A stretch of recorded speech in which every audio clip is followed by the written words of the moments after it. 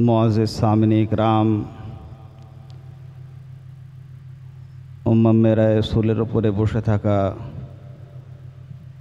उलमाए इकराम और शुअराए इज़ाम, अस्सलामु अलैकुम व रहमतुल्लाहि व बरकातुहू।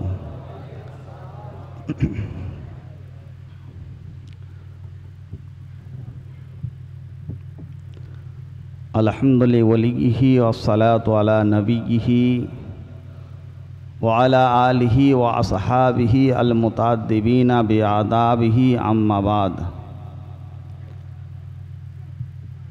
फ़क़द क़ाल अल्लाहु तबारक व तआला फ़ी शान हबीबिहिल करीम, इन्नल्लाह व मलाइकतहु युसल्लूना अलन नबी या अय्युहल्लज़ीना आमनू सल्लु अलैहि व सल्लिमू तस्लीमा।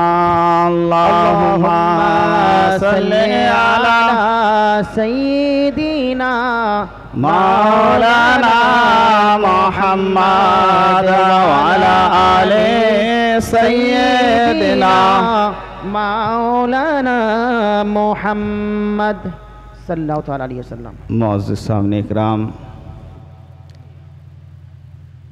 अल्हम्दुलिल्लाह,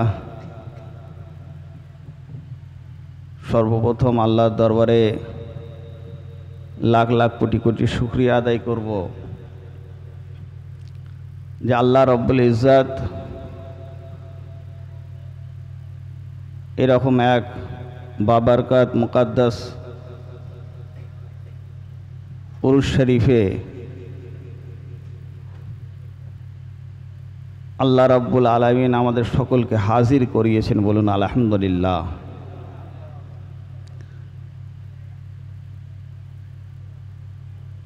এশার নামাজের পর থেকে আপনারা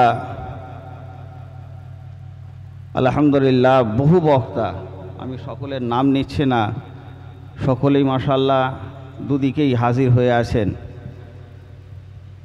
বিভিন্ন জায়গা থেকে, দূর দূরান্ত থেকে, এবং বিশেষ বিশেষ বক্তা, তেনারা খুব সুন্দর বক্তব্য রেখেছেন। কোরআন, হাদিস, আহলে বাইত, ওলি আল্লাহ, বুজুর্গানে দিন, ঈমান, আকীদা, সব বিষয়ে আলহামদুলিল্লাহ তেনারা দলিল সহ আপনাদের কাছে অনেক আলাপ আলোচনা তুলে ধরেছেন।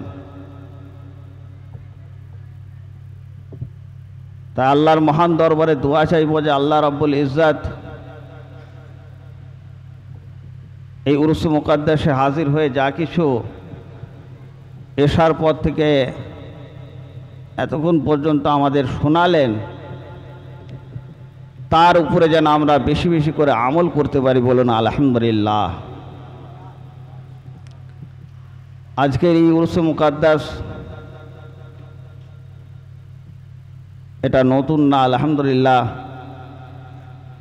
একটু আগেই মাওলানা আশরাফ সাহেব তার কাছ থেকে শুনছিলেন এই দরবারের কথা।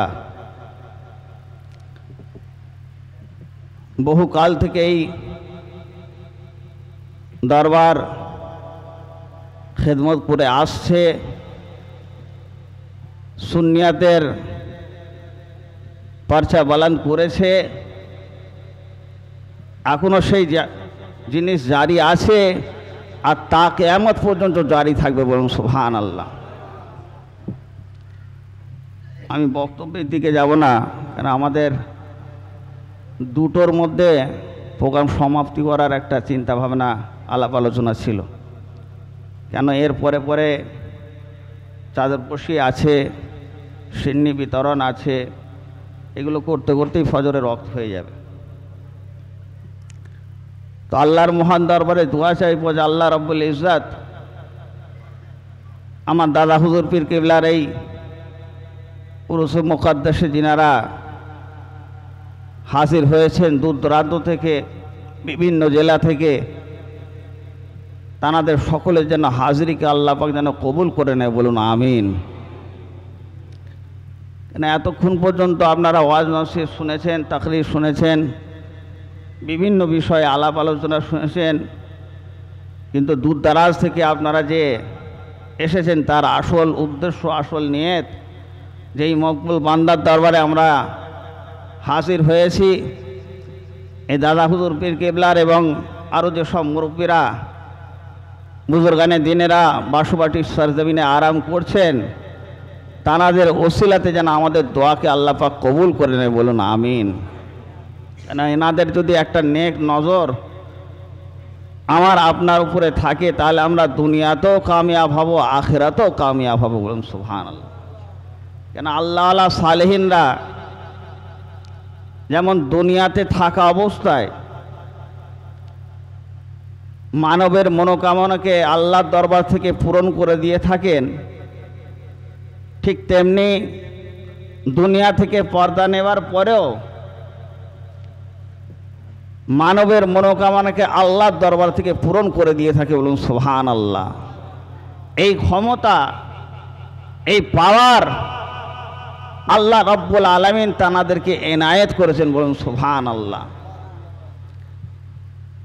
শুধু তাই নয়, আমার অন্তরে কি হচ্ছে, আমি বসে বসে কি ভাবছি, আমার মধ্যে কি চিন্তা করছে, সেটাও তানাদের বোঝার ক্ষমতা আল্লাহ পাক দান করেছেন, বলুন সুবহানাল্লাহ।